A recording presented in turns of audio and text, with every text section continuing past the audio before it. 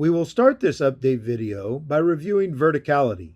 The highlighted defender here, Kevin Porter Jr., establishes legal guarding position prior to the offensive player, Keldon Johnson, starting his upward shooting motion. Porter maintains his legal defensive position as he jumps straight up to contest the field goal attempt by Johnson. As Porter is in a legal defensive position and the contact on the play initiated by the offensive player is only marginal, this play was correctly ruled a no call and a play-on situation. Our next example of verticality will show how the body position of a defensive player can shift after contact occurs. The highlighted defensive player on this play, Orlando Robinson, establishes legal guarding position and he jumps straight up to contest the shot attempt by the offensive player, Zion Williamson. We can see that the contact initiated by Williamson causes Robinson's body to turn in mid-air, as this turn by the defender occurred after contact and not before. This should have been ruled a no call instead of the defensive foul that was called. Now, let's look at some examples where the defensive player does not maintain legal verticality. Here, the highlighted defender, Alperen Sengun, initiates illegal contact with the offensive player, Ja Morant, by moving right to left into his opponent's body. This A to B movement by Sengun is not legal verticality, as to be considered legal, the defensive player must jump vertically in an attempt to defend the shot.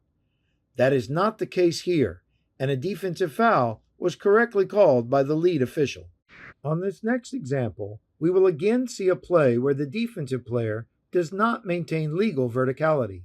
The highlighted defender, Jalen Duren, jumps left to right, moving into the shooter, Grayson Allen, and in doing so, he initiates illegal contact with Allen.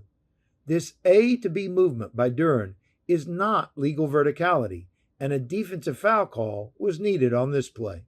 The next point of education that we will review is straight line pathway plays.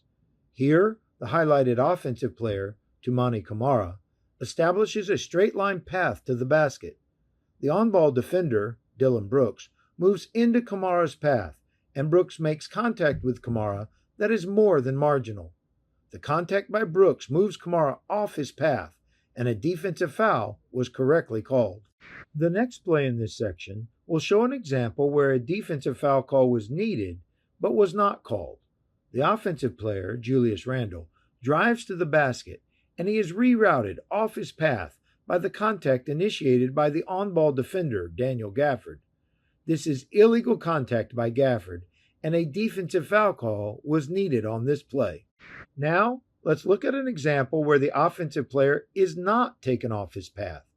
The highlighted defensive player, Max Christie, maintains his legal defensive positioning, and he does not initiate any contact that would move the offensive player, Jordan Poole, off his path.